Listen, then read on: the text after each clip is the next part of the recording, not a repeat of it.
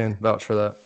What's up, everyone? Welcome to Level 7. It's time for another episode of the Agents of Fandom podcast. I'm your host, TJ Zwarich, editor-in-chief of agentsofandom.com, ready to talk about some Ant-Man and the Wasp, Quantumania, and use our football knowledge and our comic book knowledge and blend them together, and we have a perfect set of guests for that today. I am joined, as always, by my co-host, director of content and editorial over at agentsofandom.com, Garrett Blaney. How you doing, my friend?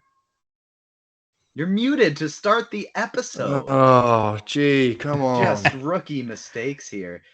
He says he's not, but for some reason we're having audio issues. There's no Garrett. He was on before the stream, and for some reason it stopped working. So hopefully we'll get Ruben on that, but that's life with live shows. You deal with some technical difficulties sometimes, but we got Garrett here with us, and in the background we have our amazing producer, graphic designer Ruben Rapalda, as well as Agent Adam Blevins, who's not even in the background today. He's just with us because he hooked us up today. He's got a friend who is ready to join us as a guest today, and it's a fantastic guest.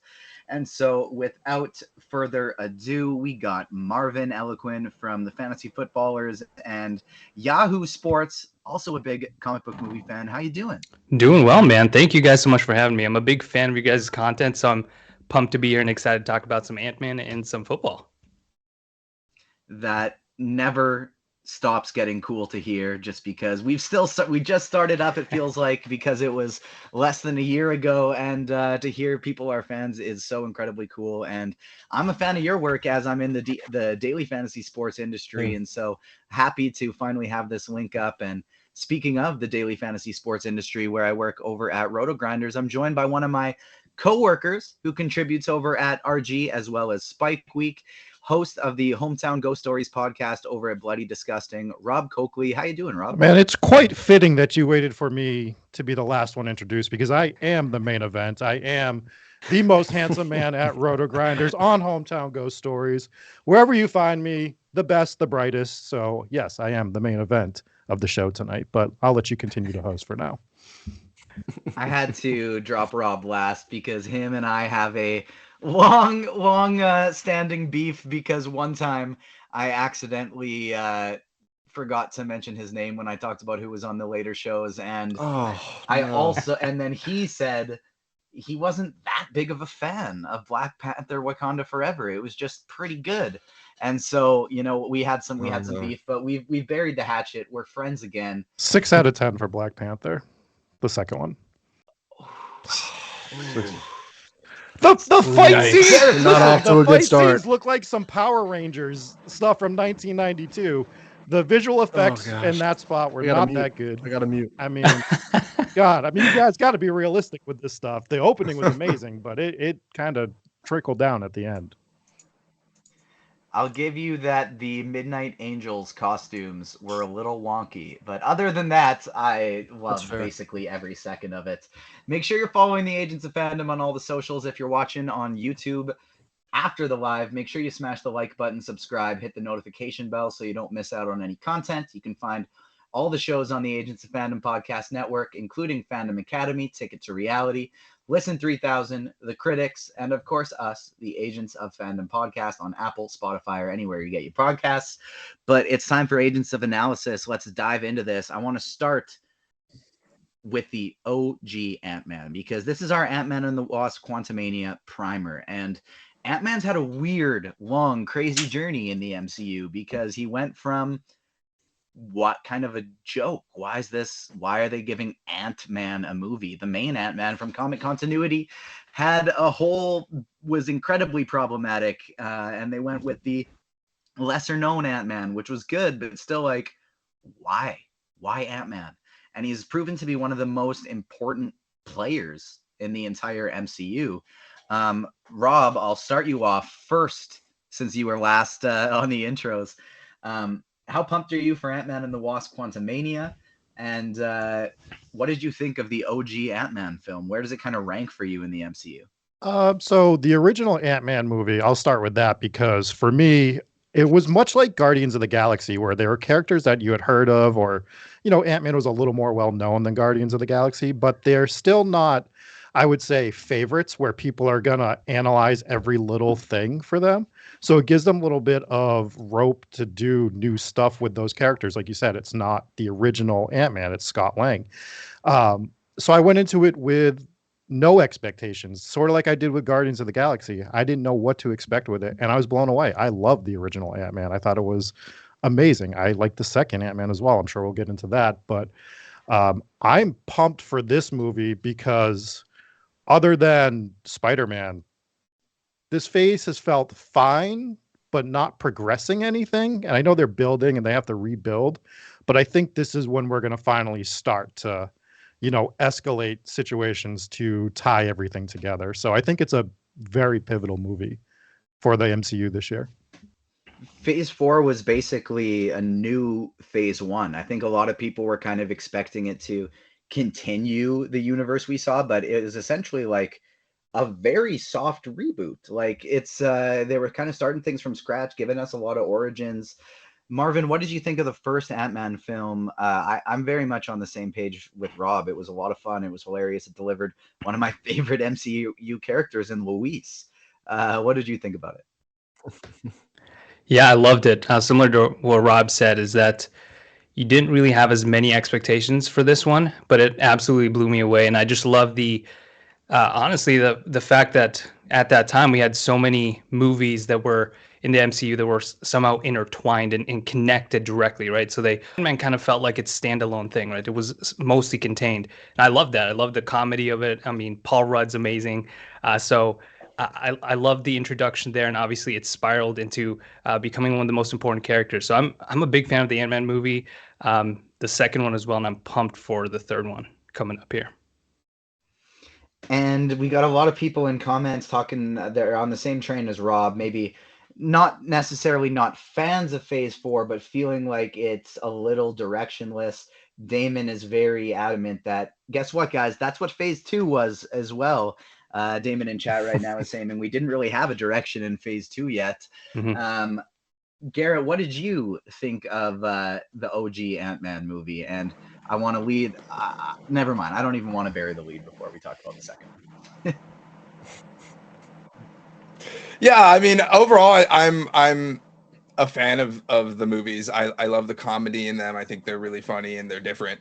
But overall, in the grand scheme of things, I haven't watched them that many times compared to the other ones. So I just can't rank them as high. And that's not because I don't like them, because I do like them. It's just they feel less important to me. So it feels like more of a task to have to go back and rewatch it, even though it is fun. Whereas something like this current movie that we're building up to is that's changed. They've worked on that. Like Rob said, this is pivotal. Things are coming into play now, and I like that was a deliberate shift in the minds of the creative team, because they were like, no, we don't need Ant-Man to be sitting on the sides. We don't want people to think he's just this, lame character. Let's up the stakes. And so that's what we're getting to now. But I think it's a really, really cool to look back and see the progression of Ant-Man through the MCU in his first movie, and then in subsequent movies where he shows up and his story is continued. So I think he's had a really cool evolution. He almost was used like a palate cleanser in a sense after certain movies, right? So right. It seems like from everything that I read from Peyton Royce, he very much did not want this movie to be that way again. And if they were going to do Ant-Man 3, to make it more meaningful. Not that the other ones weren't fun, but like he wanted weight to it, and I think we're going to get a lot of that in this movie. Yeah, stakes, right? That's what we needed, and that's what we got, and so that's a super exciting hill to climb towards. Especially kind of considering like Ant-Man 2, Ant-Man and the Wasp. Sorry, it was like, I think you said it perfectly, Rob. Exactly, a palate cleanser coming in right in the middle of Infinity War and Endgame. Without much stakes, and Ant-Man 3 really has that. Obviously, these first two movies weren't filled with that many stakes, and then obviously things changed for Scott Lang in Endgame, where his personal stakes are raised in the story itself. Adam, where does the first Ant-Man film kind of rank for you in the MCU? And bring us that sweet, soft accent that was getting complimented on Twitter this week. Oh man. Well, I'll say first off, I mostly rank when I'm redoing MCU rankings in a scenario like this. The thing that's one of the most important things to me is rewatchability. And the first two Ant-Man films are just top tier in terms of their rewatchability. There's only a few really that you can go back and do that kind of thing with. Like, I love Avengers Endgame, like you were talking about earlier, but I don't find myself ever wanting to just sit down 7, 8, 9 times a year and rewatch that movie. So I have to say that, I mean, and Ant-Man 1 is just a super fun heist movie with Paul Rudd being funny and Michael Douglas just kicking ass. Like, it's so fun. It's such a fun, easy movie to sit down and watch. I think it's the only MCU movie my mom has actually watched and sat down and really, really enjoyed. It's just like, it's such a fun watch. So for me, it's probably in the top 8 or 9, just because it's one that I find myself revisiting the most often. I'd probably say it's in the maybe the 7 to 10. We'll recalibrate a little bit. I'll say Ant-Man 1 is probably in the 7 to 10 range, to be honest. I think that they need to go back and they need to redo their marketing and be like, Adam's mom watched this movie as the tagline on the poster in order to sell it. That's a big deal. Yeah. That's a very big deal. My mom watches maybe one movie every 3 years. That's a very big perfect deal. It's funny, Adam, because my mom has really only seen Guardians and Guardians 2 of like the MCU, and very similar vibe.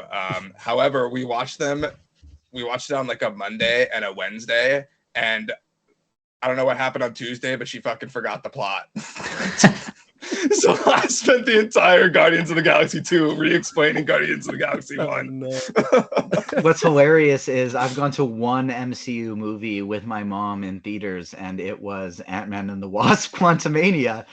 Sorry, I don't know why I keep saying that, Quantumania. Oh, I know exactly why. It's because it's coming up. But Ant-Man and the Wasp was the first movie I ever watched with first MCU movie I ever watched with my mom in cinemas. So that's kind of funny how they're rolling from. I do think that would be a good marketing tagline is Ant-Man 1 was watched by Adam's mom.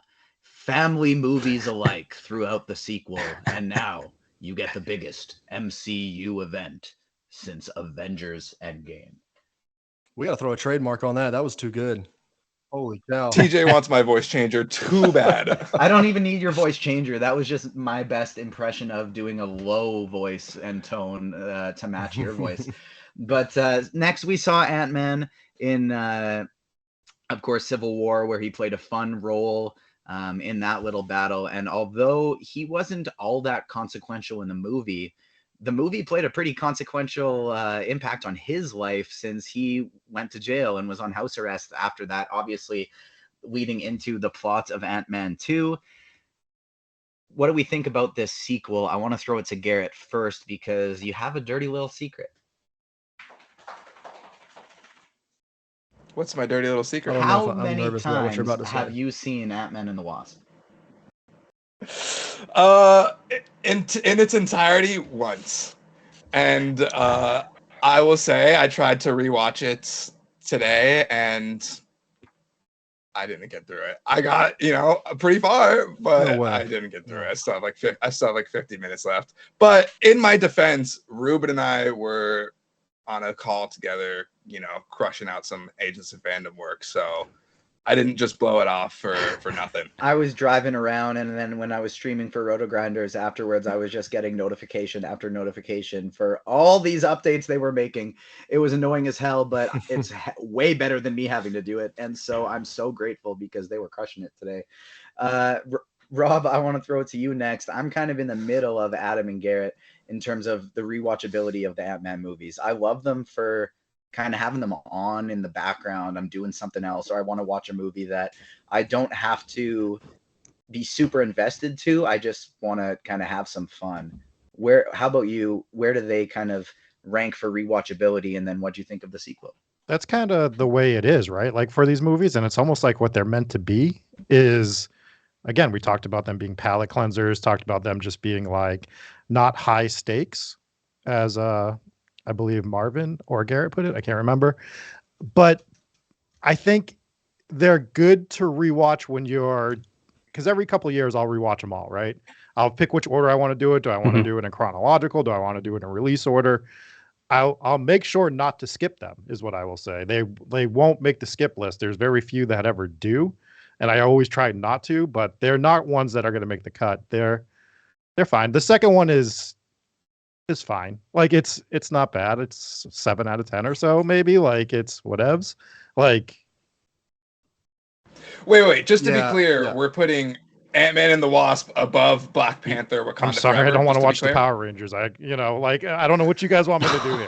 Oh man. Oh no. I just wanted to set it all up on the table now, since we got a number rankings for both. Like 6 out of 10's not a bad score. I'm giving it above average. I'm just saying there's some stuff they could have fixed, and it was probably 15 to 20 minutes too long. I felt stretched. I can agree with that. If you want to give Rob more of a hard time, we will have our fellow agent Jade joining Rob on the Hometown Ghost Stories podcast. And so make sure you subscribe to that as well and go give Rob a hard time. Marvin, what do you think of Ant-Man and the Wasp? Yeah, I'd have to say that I like Ant-Man, the first Ant-Man movie, a little more than Ant-Man and the Wasp. It was just a little more enjoyable, a little more rewatchable.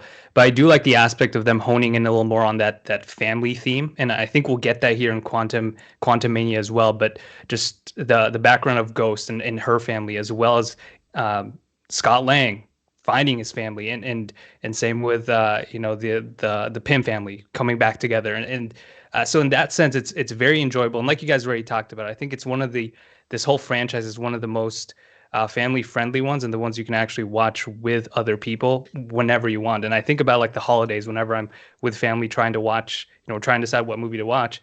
Ant-Man's one that you can watch at any point, and it doesn't really feel like you have to watch the other movies to really get this. And so I do like Ant-Man and the Wasp quite a bit. But it's easy. I would say it's not in my it's not in my top half of MCU movies. I think I would agree with that, but the one thing I'll say about Ant-Man and the Wasp is the more we look back at it, it's a lot more consequential of a film than I think we realized when it happened. Obviously, there's the endgame aspect of it that plays a huge factor from the post-credit scene, but on top of that, we see Ghost now, who's going to be a character in the Thunderbolts. There were rumors that she was going to be pulled off of the team and wasn't going to be part of it anymore. And then the same person who started that rumor debunked it themselves. And so Ghost is going to be a member of the Thunderbolts. And so that's going to be pretty cool. But also Scott Lang and what happened in that post-credit scene in Ant-Man and the Wasp played a pretty pivotal role in Endgame. What did you like better, the first Ant-Man or the second Ant-Man, Adam? Oh, I definitely like the first one better. And for me, one thing that I came out of Ant-Man and the Wasp feeling was that it just had a little too much going on. You know, Ant-Man, the very first Ant-Man is literally just, like I said earlier, and we've been saying all along, it's just a simple little fun heist movie. You know, Scott's trying to steal a suit from Hank Pym, and then they got the Yellow Jacket suit heist, and that's just pretty much the only thing going on. But in Ant-Man and the Wasp, you've got all of this quantum stuff going on, along with like all of the, Scott being in on probation and all this other stuff, and that he's worrying about all that. It's just, there's like 2 or 3 storylines that they're kind of trying to track at once, and it's a little too much going on, which for me, it makes it, not as easy of a rewatch and not as enjoyable of a rewatch. But I mean, the cast is really, really good still, which for me is one of the biggest draws of these movies. I adore Paul Rudd. So it's got some rewatchability and some enjoyability in it for me, but I think I'm still going to put it. I'm going to agree with you guys. It's going to be in the lower half for me. I definitely enjoyed Ant-Man 1 first. Ant-Man 1 more for sure. Tony Stark snapped his fingers, but it was, some would argue it was a rat, but it was Scott Lang who was basically the reason that everybody got brought back. It was him who initiated the time heist that allowed everyone to be brought back in Avengers Endgame. This led to him becoming a celebrity. As we find out in Ms. Marvel, he's got a podcast where he talks about avenging. He's basically one of the lone Avengers that's really left. There is no Avengers team right now. Captain Marvel's in space. Hulk's doing his own thing. Him and Ant-Man are like the two that are kind of on Earth being Avengers right now. And so he's become a celebrity. He went from within the MCU, and he went from having the least consequential movies to the highest staked movie we have seen in a really long time. Ant-Man and the Wasp: Quantumania is going to be crazy, and Avengers Endgame set the stage for it. But the next piece I want to talk about, we spent so much time talking about Paul Rudd, Ant-Man. It's time to talk about the villain of this movie, Kang the Conqueror, Jonathan Majors. We were first introduced to his variant in Loki, the final episode, as He Who Remains. He told us his variants are going to be a hell of a lot scarier than he was. And we're about to see the first one here in Ant-Man and the Wasp: Quantumania. We know we're going to be getting multiple Kangs throughout the MCU in the future. But I guess to start it off, Rob, I'm going to throw this to you. What do you think about Jonathan Majors as Kang as the next big bad? Do you think we're going to get multiple of them in this movie? And just, talk me through your Kang MCU journey so far and where your head's at. I don't think we're going to get multiple. I think you need to establish one to start. Like, if you're going to do multiples, I mean, obviously we got the Loki one, right? But that was a setup. I just don't think it's time to do multiples. We need to get a good villain. We have big shoes to fill. We have Thanos that, over multiple movies was established as the ultimate big bad. And to go forward, you need worse. You need more. So, like, I think you need to set that up with Kang here. The other villain of this entire movie is whoever edited the trailer, because I don't think the Wasp has one line of dialogue in the trailer at all. I'm fine with that. I mean, I'm fine with that.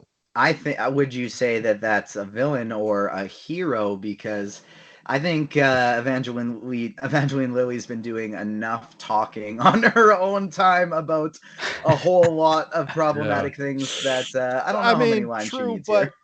But your movie is still called Ant-Man and the Wasp, right? Like, I mean, I think that's so hilarious. It's just like the ultimate forward backwards character. But yeah, Kang needs to be established, and he needs to, I think he needs to, like, win in this movie somehow to establish a gigantic threat. And I'd rather him do that as one being rather than confusing people. This can be an entry point for new viewers, right? We always need to bring new people into these things to keep these things going. So let's not make it overly confusing in the beginning of it. Let there be something to build off of. And I think that's what I would like to see with Kang. I honestly think we very well could see him win in this one. And this is the first antagonist in a while that seems like people kind of want to see him win. This dude steps onto any stage at any Comic-Con or Expo and people start yelling, Kang, Kang, Kang. He's the early front runner to be 2023's sexiest man of the year. He's starring in 3 different movies. It's Jonathan Majors' year. Marvin, do you think Kang is going to win? And do you want him to win?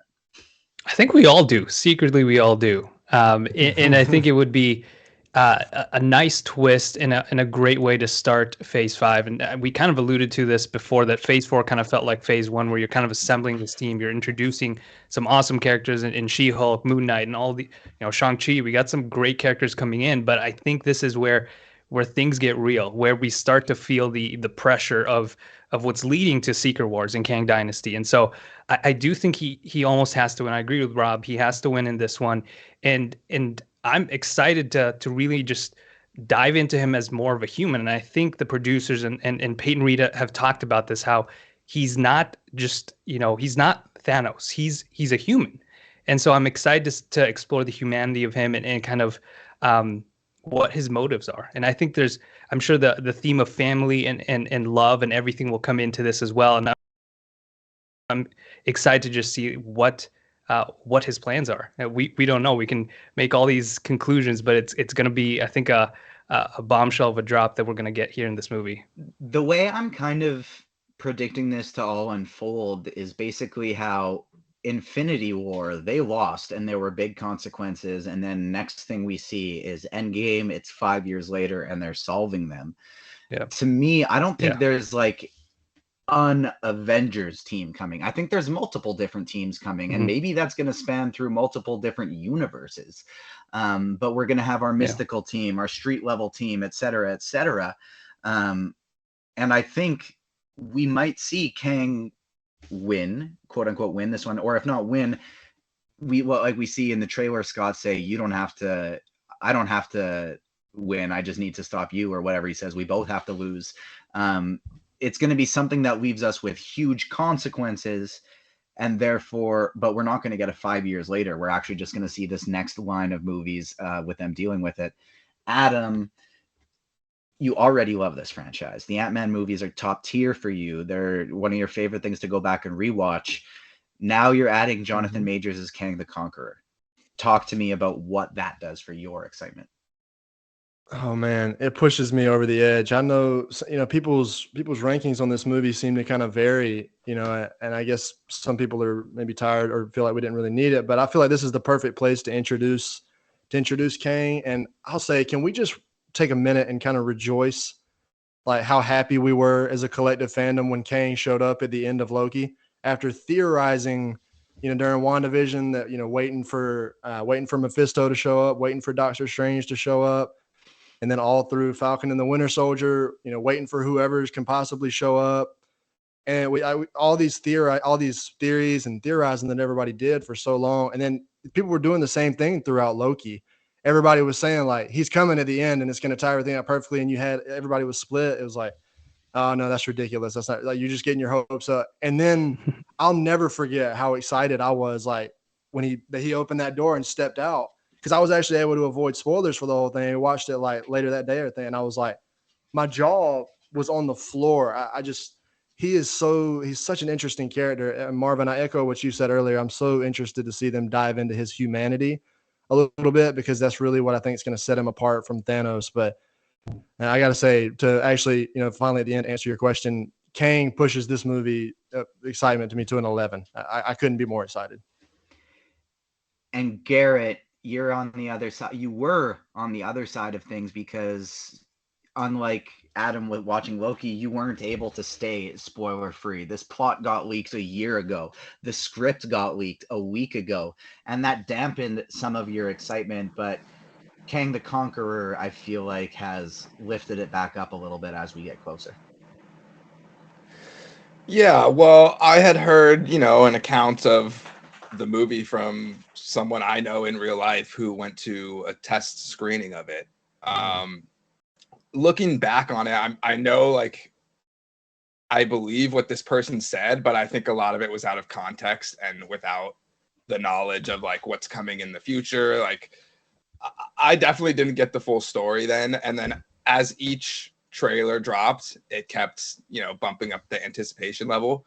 But to backtrack a little bit about Kang winning, Kang losing, I don't necessarily think he needs to win, but I don't think that he can lose for the same reasons as we talked about, all of us earlier on in the pod, that the first movies are not a joke, but to some people a joke. Stakes aren't there. Like, so if this next villain, the first time we really see him in the movies, doesn't come away with a win or doesn't loses to Ant-Man, then it is not a good look. Obviously, if you're a true fan and like all the intricate workings of it, it's not that as big of a deal. But as a casual fan, and Adam, you know a lot about this. You're writing an article about from the perspective of casual fans right now.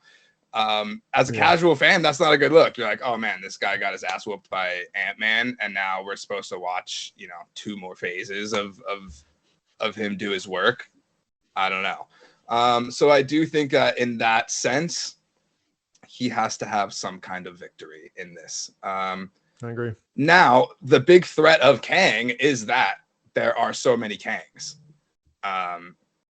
So I don't know. I'm undecided, but I think that he's going to walk away with some kind of victory. He's going to leave a huge mark, and his stain on the MCU is going to be there forever. I'm excited for him as a villain for the next, saga. Whether you want to describe the first two Ant-Man movies as palate cleansers or silly movies in comparison to a lot of the rest of them, they're delivering one of the most sinister and serious villains we've seen in Kang the Conqueror.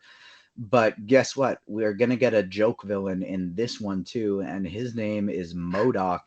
Darren Cross returning from the quantum realm, still in the quantum realm, but now as MODOK. So much criticism from the trailer in this one as to how stupid the face jumbles in there looks. Guess what? MODOK's supposed to look stupid. He's supposed to look bad. He's a face smushed in a jar. He's the biggest. He is a master of killing, but he's one of the biggest joke villains Marvel has. He's a clown. And check out the MODOK series on, I believe it's Hulu. They didn't continue it, but it was a lot of fun. And he's a weird, interesting, silly, ugly villain with so much focus on Kang the Conqueror. What are you expecting out of MODOK in this one, Marvin?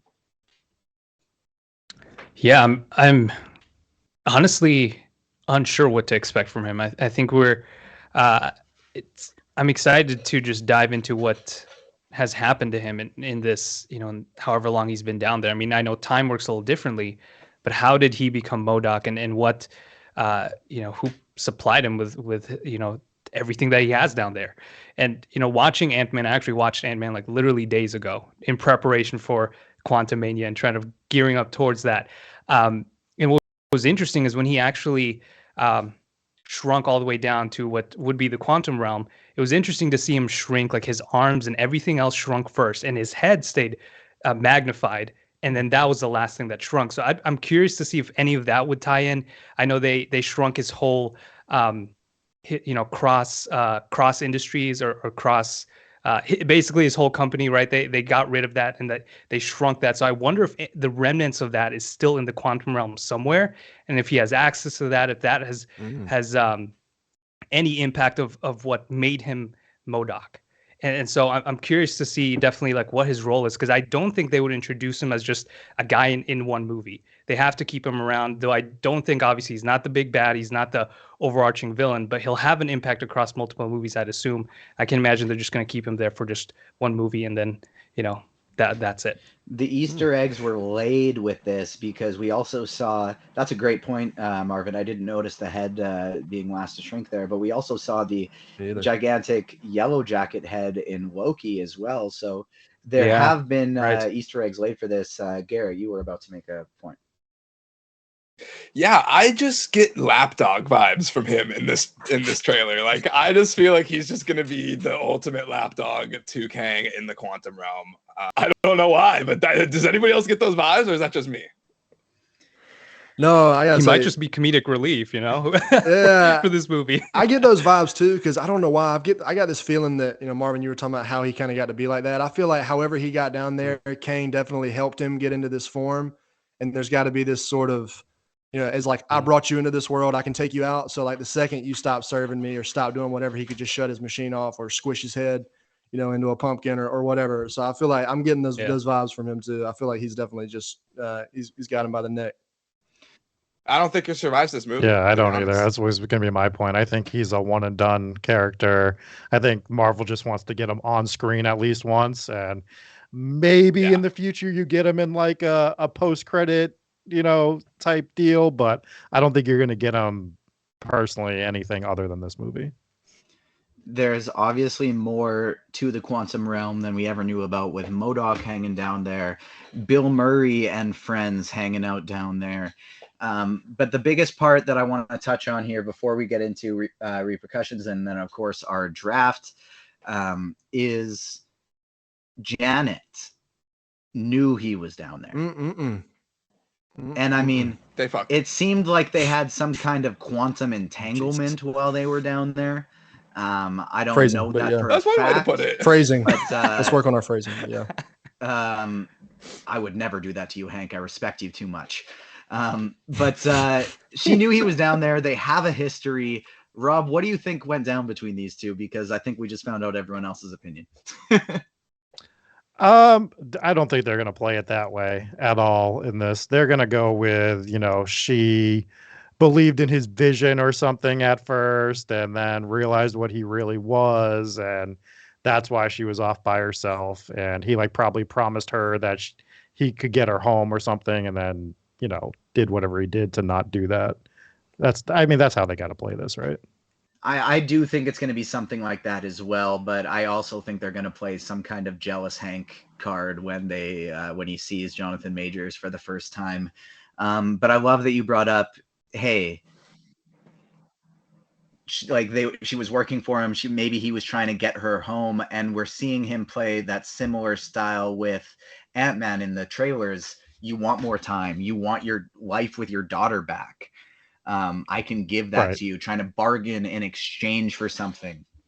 We've talked about this before on the pod. We've theorized maybe this is going to be a bit of a heist for some technology, and it's going to pair with the 10 rings from Shang-Chi. It's going to pair from the bangles from Ms. Marvel.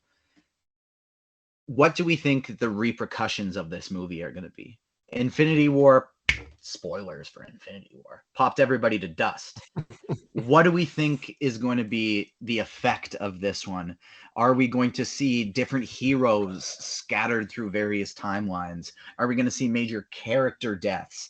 Are we going to, one of the theories, I think this might have been Carlos who brought this up in our chat a long time ago, but how interesting would it be to build stakes and emotions throughout Secret Wars if like some of the stuff we've been seeing in Phase 4, whether it be She-Hulk or Moon Knight or Ms. Marvel, what if that's not even in the main universe, the main sacred timeline continuity that we know in the MCU? Maybe that's been happening somewhere else, and some of this could get amalgamated. Marvin, what do you think? We know there's higher stakes in this one, but what do you think some of the repercussions could be? Yeah, I believe that they're not all going to make it out of whether, we actually have some of these characters actually defeated, they die, or whatever. I do think that potentially Ant-Man, I don't know if we're going to see his death, though obviously the trailers kind of lean that way. I think if anything, he's going to be trapped in the quantum realm, but Kang finds a way out. And that gives him then an opportunity to travel through the multiverse and do his unleash his plan, his master plan. And I do wonder then if that gives us an opportunity to revisit the quantum realm. I think this is obviously a central piece to these next two phases that gives us an opportunity to come back to the quantum realm, see what Ant-Man's done ever since we last saw him. And then at the same time, maybe they'll reveal a couple characters that are down there that we didn't know are there. And so I do think Kang gets out, and that's kind of the ending. I imagine that would be some sort of ending, and then he'll find his way into some of the other movies. But yeah, definitely interested to see what happens here, because I do think it's going to be they kind of just all over the place with my thoughts here. But I do remember them talking about how this movie is very similar to Civil War, and that they compared to that and the impact of that to the MCU. And so it has to have this kind of impact where teams are divided, people are left behind, and that will impact some of the movies coming up for sure. Agreed. Rob, what about you? How are you thinking this one plays out? Are any major characters gonna have this as their final MCU movie? Are we gonna see multiple universes? One of my favorites, and I think probably most likely things to happen that I'm seeing in chat right now from Damon is this will end with an incursion.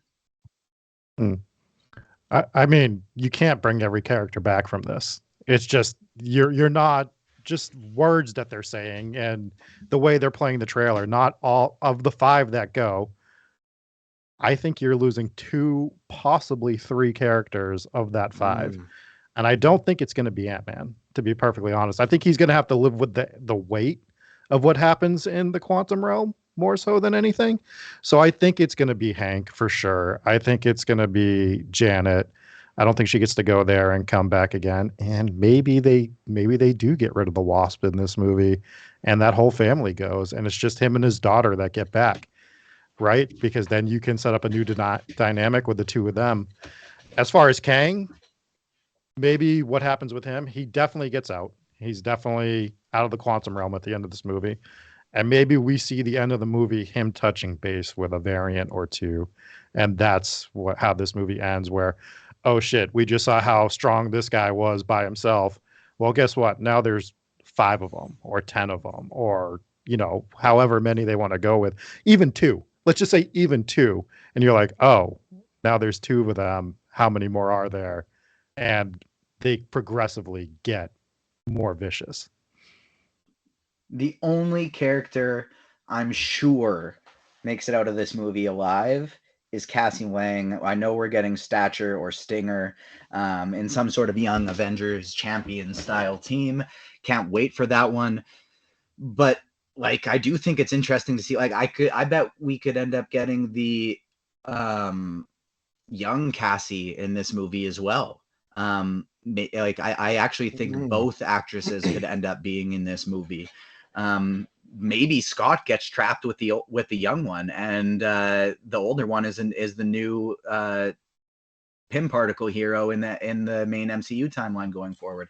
I think there's so many ways that they could go about this that would just be intense and leaving a big stain on the MCU going forward. Garrett, Adam, do either of you have any kind of final Ant-Man points, or is it draft time? I'm going to shout out Carlos real quick. I feel like he had something that was too good in the chat to pass up. I hope Wasp dies from some quantum virus that she totally could have gotten a vaccination to cure. That's got to be the winner. That's got to be the winner. That's pretty good for sure. That's good. That's good, Carlos. That's some good stuff. I'll the only thing I want to add, I had an idea that might seem crazy. Marvel loves doing these like callbacks to things that happened previously, where you see that, like the same thing with the On Your Left, that kind of stuff. What if what we see in this movie, to what you guys were talking about, we see Scott gets left in the quantum realm and gets stuck, and then we don't see him again until Kang Dynasty, and he pops out of a portal near somebody, and the first thing he says is like, he's coming. And similar to like what happened with the Hulk in the beginning of Infinity War, when he lands in the Sanctum Sanctorum and he's like, he's coming.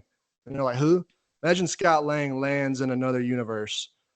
Or however he gets there, he gets out of the quantum realm, he ends up in another universe. And the first thing he says is like, he's coming. Like if Scott's the one that got trapped and Kang got out, that would be like an awesome kind of moment, I think, for fans, where people would freak out and be like the Leo Pointing meme. Oh my God, we've seen that before. And also, be something that would be a nice payoff. And I think that'd be really cool. But that's the only theory that I think that I have to add. I think that'd be really cool. I agree, but we cannot let my guy get stuck in the quantum realm again. That's like what, the third time? We can't. Yeah, the quantum realm stuck stuff we have to, put an end. There's gonna be someone else at least. The biggest, I think, red herring still sitting. I don't know if red herring is the right term, but like, something hanging over our heads still sitting there is the last time Scott went to the quantum realm, he thought he was there for 5 hours, and it was 5 years. And so them going there as a squad, obviously they know how to navigate that a little bit better since their time heist, but them going in, they don't know how to navigate it near as well as the Master of Time, Kang the Conqueror. So that's the biggest thing I think that is going to be interesting, is like, where do they come back to? What do they come back to, and where do they come back to? I don't know if it's going to be as much Kang making it out as them making it out to a universe that Kang has already conquered. I think that could be something we're leading into a little bit, but we're still got a few more weeks to talk about this, to theorize, and we got a fun, I keep saying draft, but not so much draft. We got a fun game planned. It's time for the Fandom Fun Dome. It's the Super Bowl in a couple weeks. It's a few days before Ant-Man and the Wasp Quantumania. I'm so excited to head to LA to watch Ant-Man and the Wasp Quantumania with all my friends. Not all my friends, but a lot of friends. And Garrett, I'm so excited to see you again, stay at your place, hang out a little bit. But I'm also a little sad that this also means I can't attend the RG party. I won't be seeing you, Rob. TJ, that's too bad. And so That makes me sad Awkward. because that would have been a lot of fun, and I'm definitely going to make sure I make the next one. But time for the Fandom Fun Dome. We're going to talk some football. We're going to talk some superheroes and build ourselves a football team. Now, I don't care if we don't complete it. If we don't have 5 offensive linemen, you want to pick somebody on defense, you want to pick a coach, let's go for it.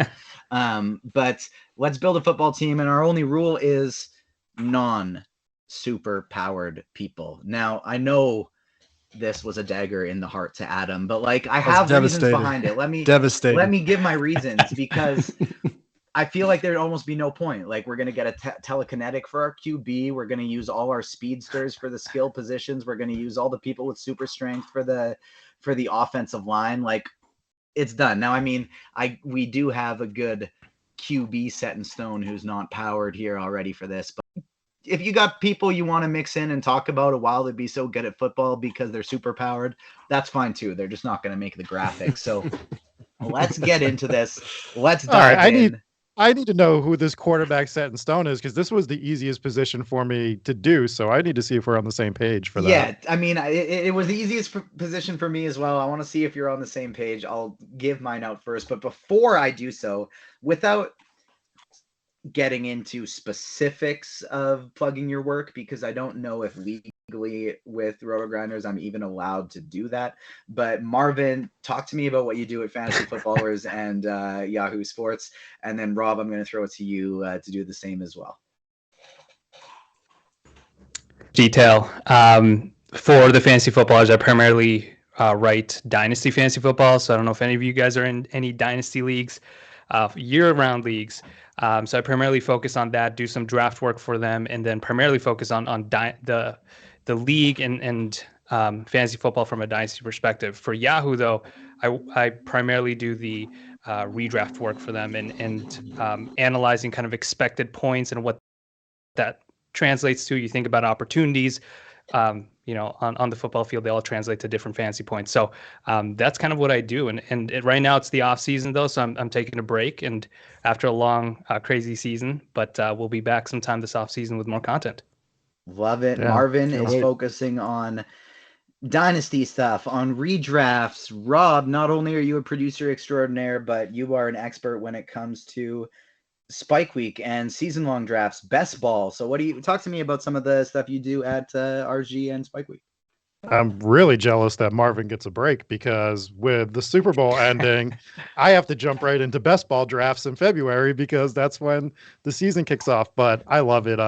So at Spike Week, which is a division of Roto Grinders created by Eric Beimfor, we focus mostly on best ball and, battle royal tournaments. And we talk about, I do a lot of hosting of shows. I produce shows. I create intros. I do everything, kind of. Like, I do all the stuff there. And I kind of do the stuff for Roto Grinders. I'm a host on certain shows. I produce a lot of the live shows. Sometimes I'm on screen with TJ. Sometimes I'm behind the scenes. I always end up on screen because, again, I am the most handsome man in fantasy sports. So I have to make sure that I show myself here and there. But I create show intros. I work on production for how we're going to brand shows and stuff like that. We are really switching that department a little bit on how we're going to be doing things going forward to try to give each show its unique feel. And I do little clips. If you see a little clip, sometimes it's me doing that. I kind of do everything.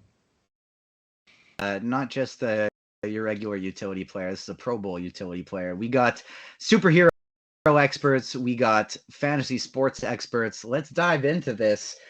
Starting at quarterback, to me, this has to be Clint Barton. Hawkeye is our QB. It has to be. Okay. Okay, good. All right. Yeah. All right. I'm even willing to put Oliver Queen as our backup, Kate Bishop as our third string, but like Clint Barton's got to be our starting QB here. That's set in stone. Yeah, it's okay. So I do want to bring someone up real quick, because I do agree it's got to be Clint Barton. But what about Bullseye from Daredevil? Someone who has near superhuman accuracy, and I don't think he's actually super powered at all, based on his origin in the comics. So I do think he could be a good backup QB, but I do think it's got to be Hawkeye. I also feel like Bullseye might be like maybe a little more durable. Like, you know, we've seen Hawkeye need the Band-Aids, need the Advil, need the tape jobs.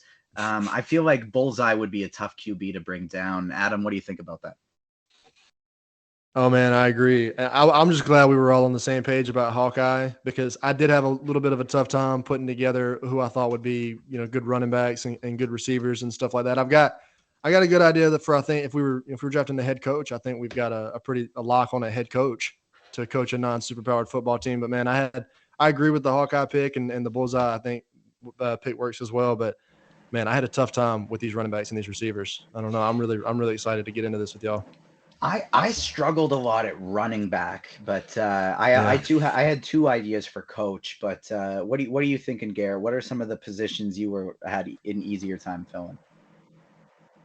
I just want to clarify some rules here because I wasn't sure when thinking about it. But we're doing Marvel and DC, and heroes and villains. Yeah. I was thinking originally like let's do a hero versus villain team, but we ended up spending a lot of time on Quantumania, so I just feel like let's throw them in. I mean, heck, if you got a character from you want to play John Wick, go for it. Like I don't care. It doesn't have to be DC or Marvel. Let's just get these characters in here.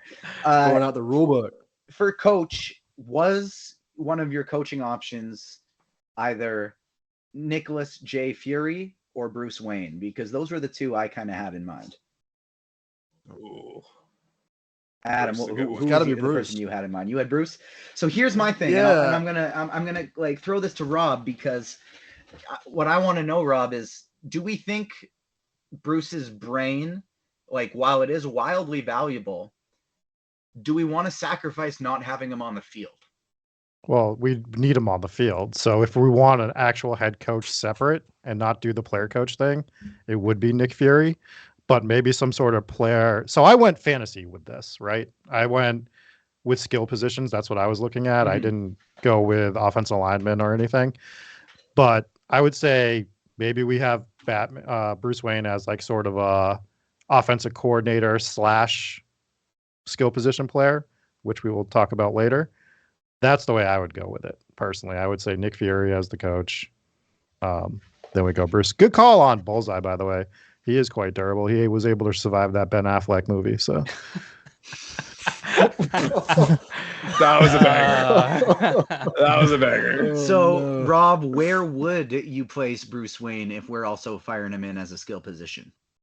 So I had Hawkeye as the quarterback, and I think my wideouts, you just play by the theme. You go the dynamic duo. You go Batman and you go Nightwing as your two wideouts, right? Nightwing was my number one pick at wide receiver. He's an acrobat.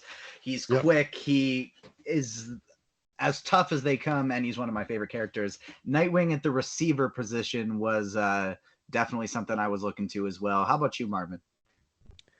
Yeah, we talking about running backs or wide receivers? Which one do you mean, it can be a position, it can be a player, just like who do you want to make sure you get on this team and where? Okay, so I was thinking M'Baku would be really interesting to have on a team, whether you put him at running back or tight end, just having that tight end that right size there. And that's a big running back. I was looking at Winston Duke. He's 6'5", 230 pounds. That's like a little lighter for a tight end, but man, the size there, hard to guard that. Beautiful pick here. So like the kind of how I think I want to roll with this now is like, let's just sort of keep going in a circle, and like you can choose who you're putting on our team. It can be receiver, running back, defense, whatever, but like let's build this team together. We're in a draft room, all co-managing the same team here. Let's build the squad. Garrett, who do you feel needs to be on it and where? Yeah, I think I feel like maybe Moon Knight. Like a Mark Spector would be kind of a tanky little running back. What was my thought? I like it until he switches personality after the play is called, and then it'll get very difficult. We'll sub him out. I don't want as long as he doesn't switch during the play. I don't want Stephen Grant in there at my running back. You know what I mean? Like Mark Spector, that's an elite running back.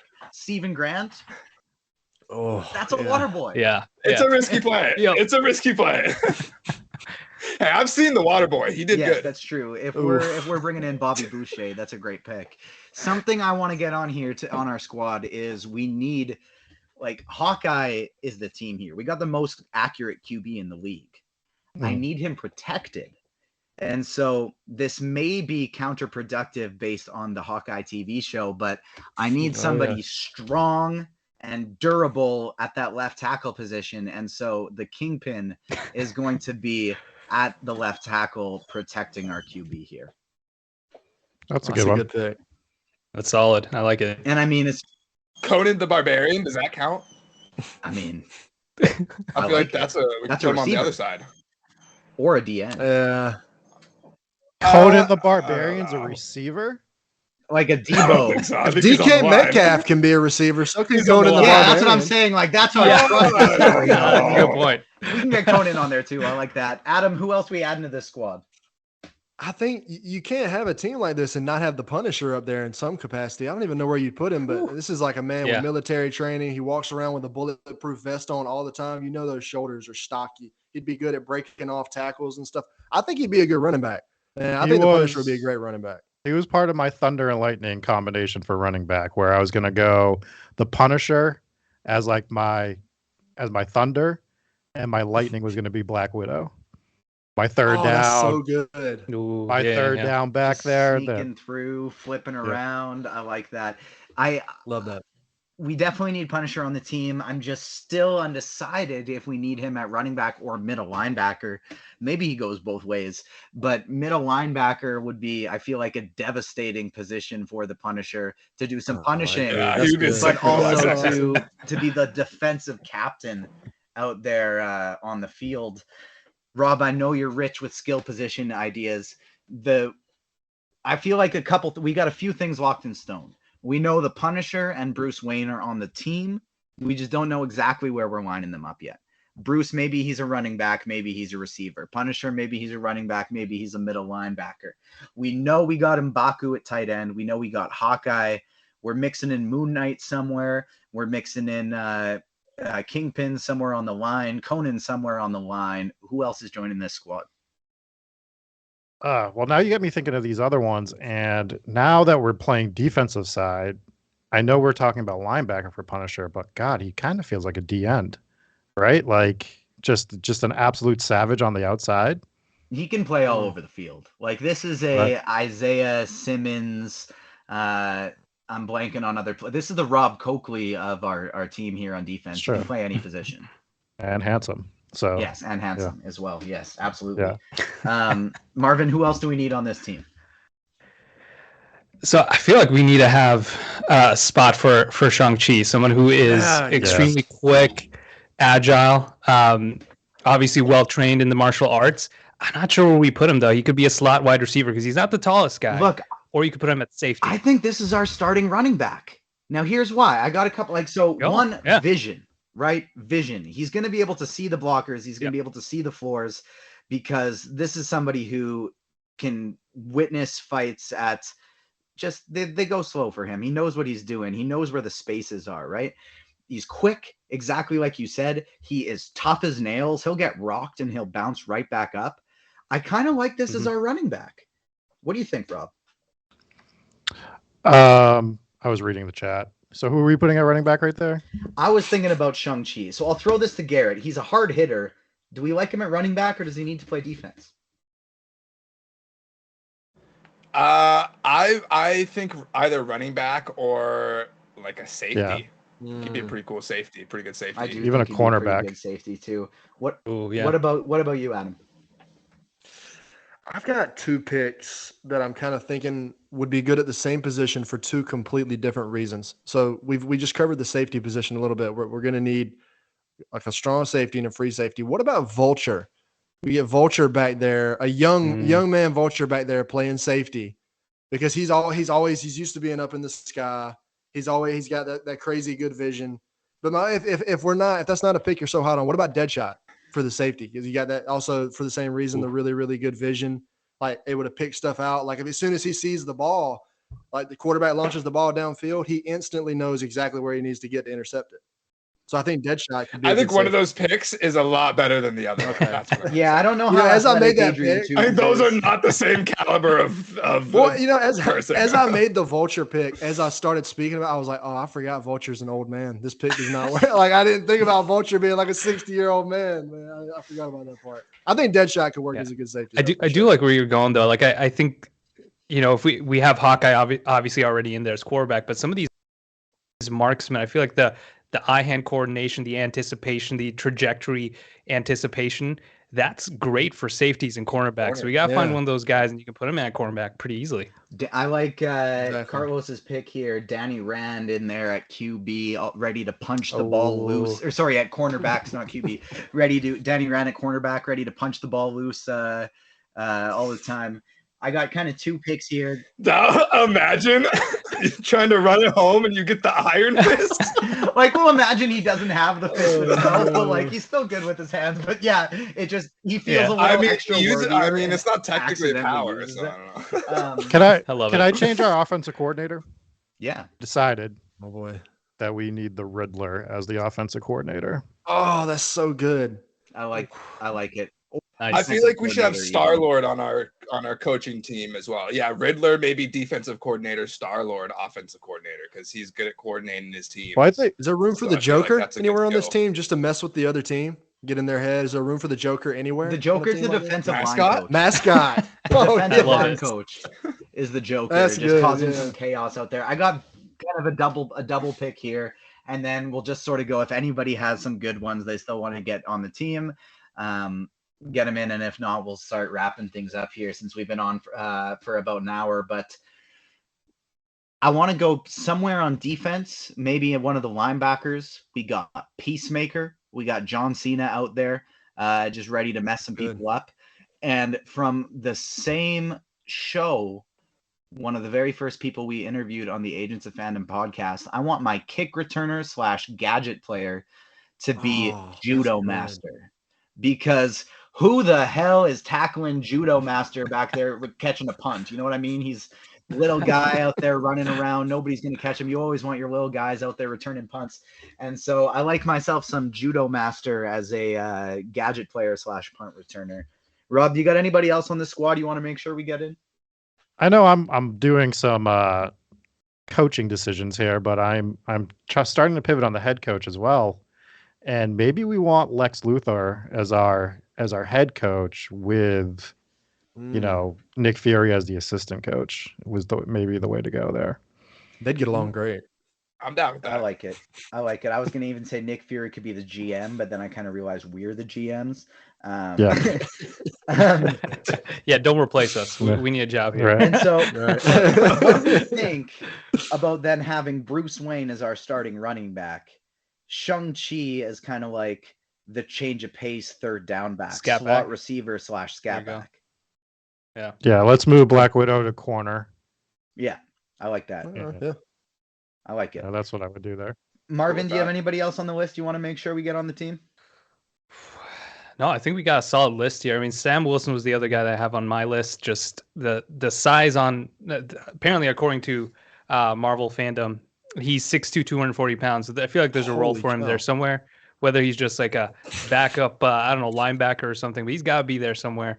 I did not think he'd be that big, but apparently he's got strength and size. Big boy. Yeah.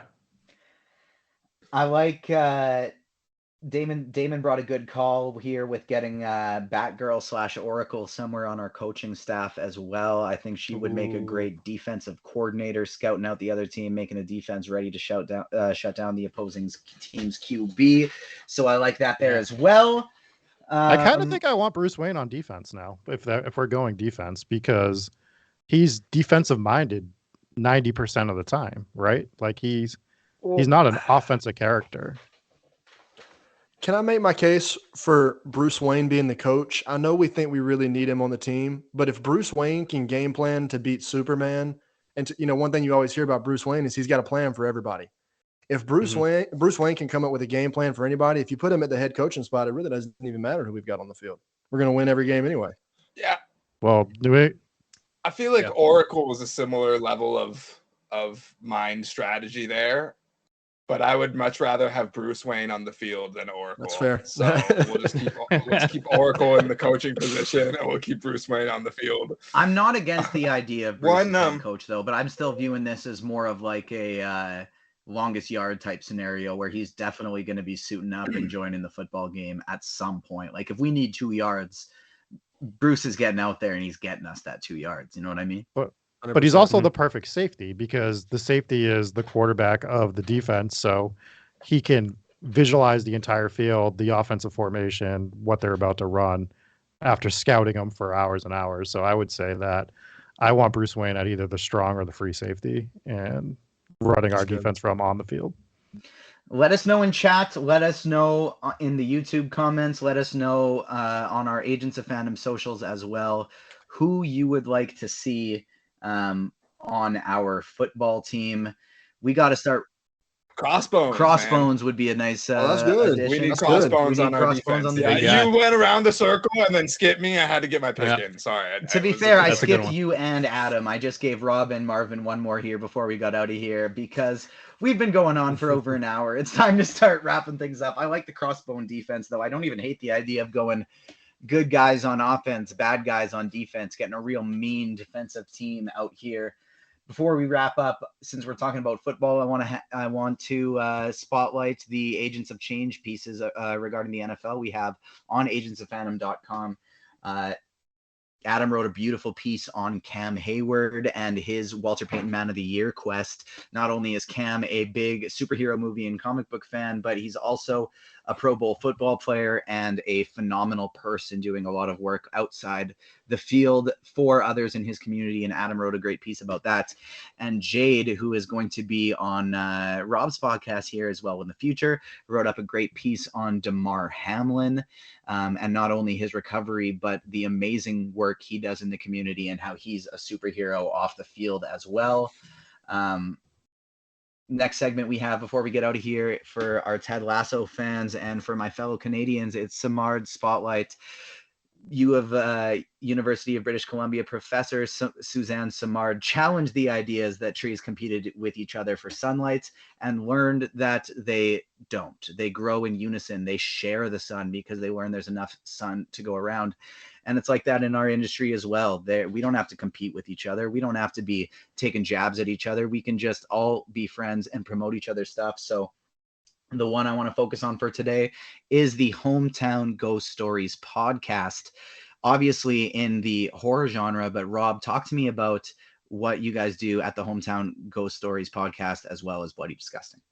Oh, well, thank you, sir. It was unexpected. But what we do is we focus on a town and we tell the ghost stories of that town, like the haunted history. We start by telling you about the town. And then we'll cover either one or multiple stories. And sometimes we even go and investigate the site that we're talking about if we can do it. And we'll present our evidence for that. Like you said, we are part of the Bloody Disgusting Network. And we've even started to film a TV pilot for that. I can't tell you it's going to go anywhere, but like we are in the process of doing that. And it all started with experiences that we had at my grandparents' house years and years ago. And if anyone wants to hear a quick story of that, basically the first thing that ever happened to me, like, didn't even happen to me. I was 8 years old. My brother was 2. He was upstairs taking a nap. Me and my mother were downstairs in my grandparents' house. And middle of the day, we hear him start screaming. And we're like, oh, he must have got into something. He always got into stuff. Like, we figured he hurt himself. We run up the stairs. He's in the corner of the hallway, and he's pointing, going, the man, mummy, the man, mummy, the man. He's as white as a ghost. And then to come to find out, their former owner of the house had gone missing at one point, and they never found his body.